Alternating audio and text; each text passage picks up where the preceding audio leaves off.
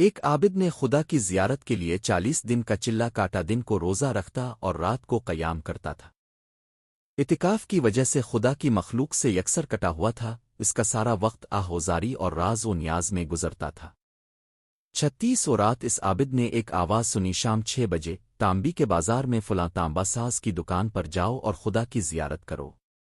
عابد وقت مقررہ سے پہلے پہنچ گیا اور مارکیٹ کی گلیوں میں تانبا ساز کی اس دکان کو ڈھونڈنے لگا۔ وہ کہتا ہے، میں نے ایک بوڑھی عورت کو دیکھا جو تانبے کی دیگچی پکڑے ہوئے تھی اور اسے ہر تانبا ساز کو دکھا رہی تھی۔ وہ بیچنا چاہتی تھی۔ وہ جس تانبا ساز کو اپنی دیگچی دکھاتی وہ اسے تول کر کہتا 4 ریال ملیں گے۔ وہ بڑھیا کہتی 6 ریال میں بیچوں گی، پر کوئی تانبا ساز اسے 4 ریال سے زیادہ دینے کو تیار نہ تھا۔ آخر کار وہ بڑھیا ایک تانبا ساز کے پاس پہنچی۔ تانبا ساز اپنے کام میں مصروف تھا۔ بوڑھے عورت نے کہا، میں یہ برتن بیچنے کے لیے لائی ہوں اور میں اسے 6 ریال میں بیچوں گی، کیا اب 6 ریال دیں گے؟ تانبا ساز نے پوچھا، 6 ریال میں کیوں؟ بوڑھی عورت نے دل کی بات بتاتے ہوئے کہا، میرا بیٹا بیمار ہے، ڈاکٹر نے اس کے لیے نسخہ لکھا ہے جس کی قیمت 6 ریال ہے۔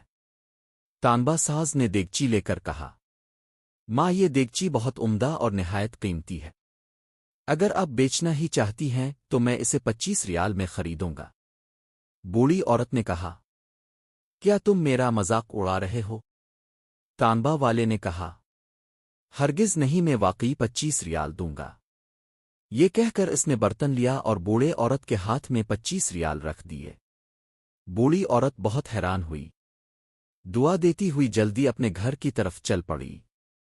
عابد کہتا ہے، میں یہ سارا ماجرا دیکھ رہا تھا، جب وہ بوڑھی عورت چلی گئی تو میں نے تانبے کی دکان والے سے کہا، چچا لگتا ہے اب کو کاروبار نہیں آتا۔ بازار میں کم و بیش سبھی تانبے والے اس دیگچی کو تولتے تھے اور 4 ریال سے زیادہ کسی نے اس کی قیمت نہیں لگائی اور اپنے 25 ریال میں اسے خریدا۔ بوڑھئی تانبا ساز نے کہا، میں نے برتن نہیں خریدا ہے، میں نے اس کے بچے کا نسخہ خریدنے کے لیے اور 1 ہفتے تک اس کے بچی کی دیکھ بھال کے لیے پیسے دیے ہیں۔ میں نے اسے اس لیے یہ قیمت دی کہ گھر کا باقی سامان بیچنے کی نوبت نہ آئے۔ عابد کہتا ہے، میں سوچ میں پڑ گیا۔ اتنے میں غیبی آواز آئی، چلہ کشی سے کوئی میری زیارت کا شرف حاصل نہیں کر سکتا۔ گرتے ہوئے کو تھامو، غریب کا ہاتھ پکڑو، ہم خود تمہاری زیارت کو آئیں گے۔ وَهُوَ مَعَكُمْ أَيْنَمَا كُنْتُمْ، وہ تمہارے ساتھ ہے جہاں بھی تم ہو۔